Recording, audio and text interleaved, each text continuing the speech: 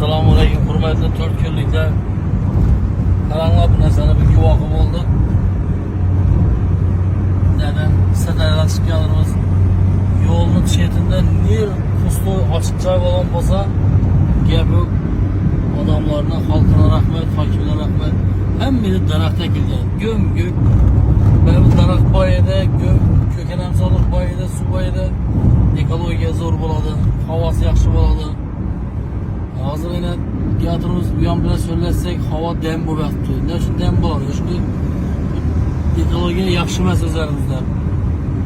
Quruqchilik ko'p bo'lyapti. Shuning uchun bizlar 4 kun hokimidan so'rab qo'ygan bo'lar edik. Yo'lni chetidan ochiq mesra bo'lgan bo'lsa, buni birovni biznes uchun emas, shu daraxtlarni ekish uchun bersa, ekilsa shu daraxtlar 2 etaj, 3 etaj sapqo'g'onlarga shuni bir topshiriq bersa, her birini 20'den ekasan deb. Bir zo'r bo'lmadi, bir ekologiyani ushmaydi deganda Allah. Ne deysizlar? Gap yo'q, oladisizlar. Ham berib yo'q bu taraf. Yana bir de bu narsa zo'r ekan. Tüp istalan sağallar, o içandan sağallar. 500 300 metre, 400 metre aydan sağallar. 200 metre.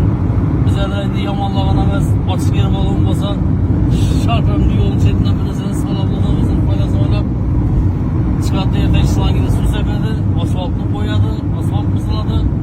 Geri verədi ki, remont, asfaltlı remontu bir yılan var bir ki. Şöyle için yola kararışlı bir mensullardan sorak kalar edik. Yollarımızdan bozulup ketken doğrusu. Etibardan çete kaldırmanla yolları.